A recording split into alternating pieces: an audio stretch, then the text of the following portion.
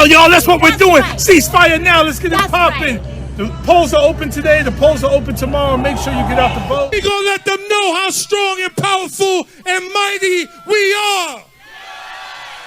Get big money out of politics. We are going to show AIPAC. That's right. That's right. We're going to show how strong and powerful and mighty we are. That's right. That's right. And then he went down in flames. Gang, something stunning just happened. In fact, a number of stunning developments have happened over the last 24 hours. They're going to absolutely blow you away. We got the latest election results and what they mean for November, and we're going to see the latest bombshell development with Steve Bannon's appeal to stay out of jail. You are not going to want to miss this. Hey gang, it's me, Dr. Steve, your Patriot Professor, here to help you stay sane in these insane times. So make sure to smack that bell and subscribe button. Also, you guys saw Biden's freeze at his recent White House event, right? Obama actually had to escort him off the stage. I mean, his decline is so painfully obvious.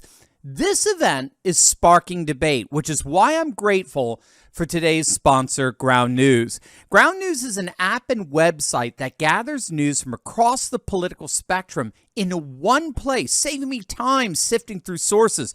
Try them at ground.news/Steve. Ground.news/Steve. Here's the story on Biden's inability to walk himself off stage. Ground News shows 19 articles covering the story, with only 12% coming from left-leaning sources. Clearly, the left doesn't want to highlight Biden's decline. Ground News helps train your mind to recognize bias based on headlines, too. You can actually see how a left-leaning source puts freeze in quotations while the right states it plainly. My favorite feature is their blind spot feed. It lets you see which stories are disproportionately covered by the left or the right.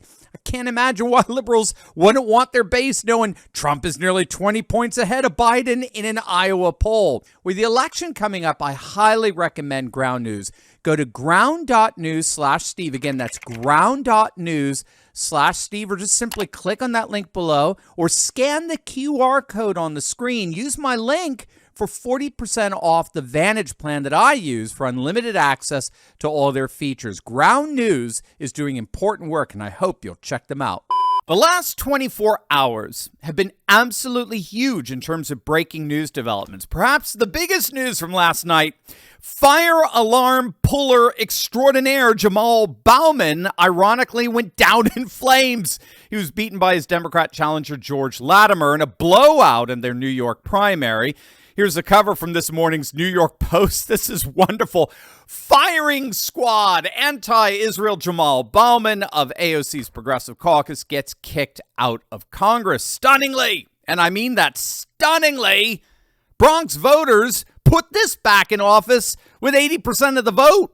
That's right, AOC, the comical clown par excellence, easily won re-election as Western civilization continues to implode in parts of the nation. But in other parts of the country, civilizational populism is stronger than ever.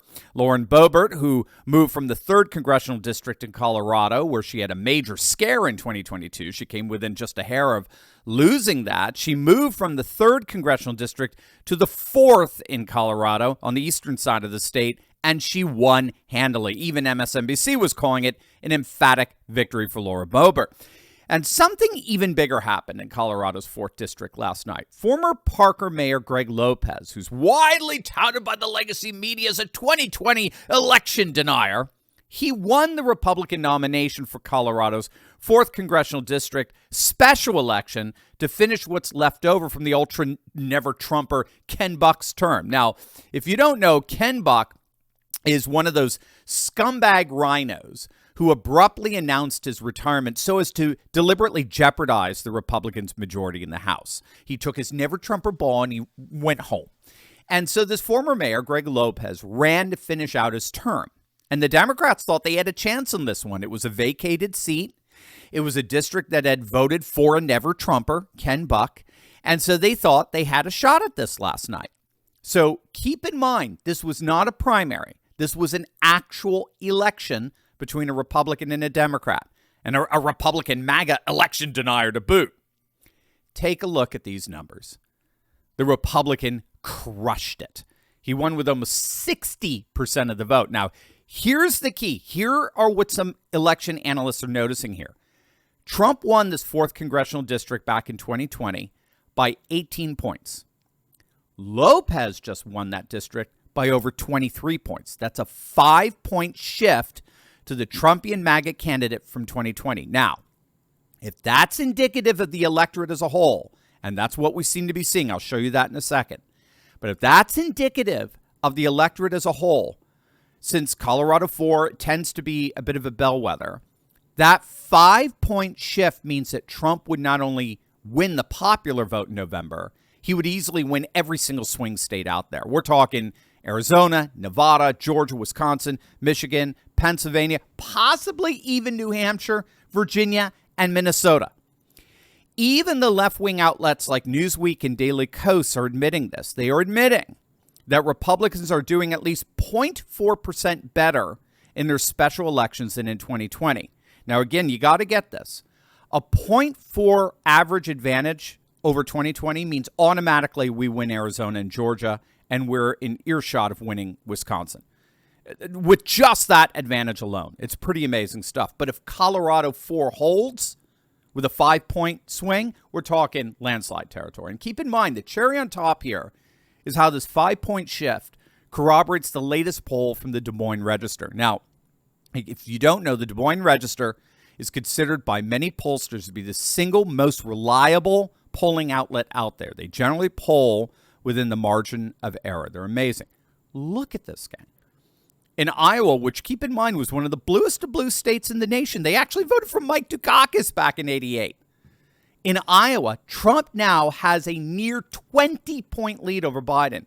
In a 4-way race with RFK, among others, in the mix, Trump leads Biden by an astonishing 18 points. Now, why is that important? It's important because Iowa, Wisconsin, Michigan, and Pennsylvania tend to vote the same way. There are exceptions. 88 was one of them. 2020 was another, no question. But generally speaking, as Iowa goes, so Wisconsin, Michigan, Pennsylvania go. And here's the key. There is no way that Trump is up by 18 in Iowa without being significantly up in those 3 other states. At the very least, if Trump is up 18 in Iowa, there is no conceivable universe where he loses Wisconsin because demographically they're too similar. And that's the election right there. If Trump takes Arizona, Georgia, and Wisconsin, it's over. He passes the 270 mark. Now, we're not through. Something else pretty astonishing happened yesterday. But first, I do have something really, really, really astonishing to share with you. And it has a lot to do with the depression I shared with you some weeks back. You remember that? I was telling you how black-pilled I was when we came under attack from YouTube, as our content was labeled harmful content, and we were totally and completely demonetized. Guess what, gang? I ain't depressed no more. You may have heard I went away to Utah a couple weeks back, and let's just say my team and I are working on something that is absolutely huge. And all I can tell you is that this is going to be one of the biggest positive changes to Turley Talks. It'll benefit you, my fellow courageous and loyal patriots, for years to come. We're going to have a special unveiling in July to tell you all about it, so be alert for more details about the event. I'm just going to tease you with that. Haha. So what else, gang? What else happened yesterday that was so astonishing? Well, the congressional Republicans appear to have grown a spine. I don't know if it's because of the latest polling or elections or whatever, but congressional Republicans, the single most disappointing, betraying group of morons on the planet, actually appeared to suddenly realize that their job is to represent the values, interests, and concerns of the people who vote for him. Not for Ukraine, not for Israel, not Taiwan, no, their own voters. Here's Speaker Mike Johnson finally taking on the legitimacy of the January 6th committee and coming to Steve Bannon's rescue. Mr. Speaker, I understand there might be a change in position regarding how the House and their stance on the January 6th committee, and it might be regarding Steve Bannon, and it may have a big impact on his contempt case. Tell me what's going on.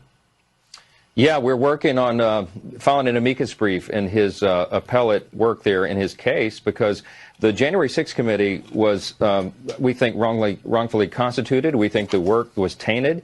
We think that they may have very well covered up evidence and maybe even more nefarious activities. We've been investigating the committee itself. We disagree with how Speaker Pelosi put all that together. We think it violated House rules, and so we'll be expressing that to the court, and I think it will help Steve Bannon in his appeal. So there you have it. On the eve of Bannon getting jailed, on the eve, the Democrats are literally jailing their political opponents. Keep in mind, Peter Navarro's already in prison. The Republican Congress finally decided to do something to rescue their political allies amidst this blatant Banana Republic political persecution.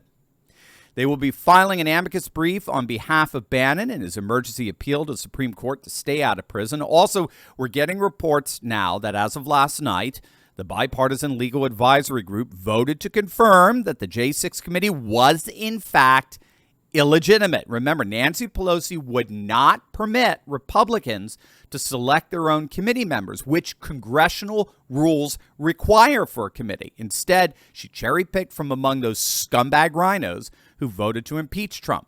It was a kangaroo committee, and no one should be going to prison on the basis of such an obvious circus. Here's Matt Gaetz on the significance of the Bipartisan Legal Advisory Group. I believe the only way Steve Bannon does not go to jail is if there is a vote at an entity called the BLAG, the Bipartisan Legal Advisory Group. It is made up of the Speaker of the House, the Majority Leader, the Majority Whip, the Minority Leader, and the Minority Whip. So the Republicans hold a 3-2 in this. Bannon is going to petition for an en banc review of this determination to revoke his bail. When he does, I believe the BLAG should and will take a 3-2 vote for the House to seek leave to file an amicus brief with the en banc court that the January 6th committee was illegitimate. It was illegitimately formed. It was a runaway committee. It did not have a proper minority member. And whether it's Peter Navarro or Steve Bannon, nobody should be sitting in a jail cell because they would not comply with the absurd musings of a committee unlike any before in our nation's history. Talk me through that again. So he would go to this committee, this 5-person committee where there's 3 people. Yes. Or 3 Republicans. And if they vote in favor, then they would create. And what they would do is they would go to the court and say, we want to tell the court that it is now the official view of the House of Representatives that the January 6th committee was illegitimate. Wow. And then Bannon's lawyers could ask the court to take judicial notice of that vote by the BLAG, which would then give them a basis to allow his bail to stay in effect. And Republicans can do this with the majority. The Republicans can do this without even taking a floor vote. Mike Johnson, Steve Scalise, and Tom Emmer can do it, and it is my belief that they are working toward that end as we speak. Oh, wonderful. That's good news. What's the justification? What about Navarro? Huh? He deserves the same thing. Yeah, he deserved it yesterday. He shouldn't even be locked up. Should not. So that's exactly what happened last night. As I understand it, BLAG, as it's called, voted to affirm the Republicans' position that this was indeed an illegitimate committee, and they are appealing to the Supreme Court to make sure no one serves any prison time over this illegitimate committee. So there you have it. We had a pretty stunning 24 hours, and it's not even the end of the week. Here's your opportunity to tell big tech tyrants where they can stick it. Click on that link below and download our brand new cancel-proof Turley Talks app, and you can sign our special declaration of restoration. That's our petition to big tech that declares a new day is dawned. They are no longer in control, and we are taking our nation back. We've already got over 1,000 signatures of courageous patriots, and yours is next. Click on that link below or go to fight.turleytalks.com right now.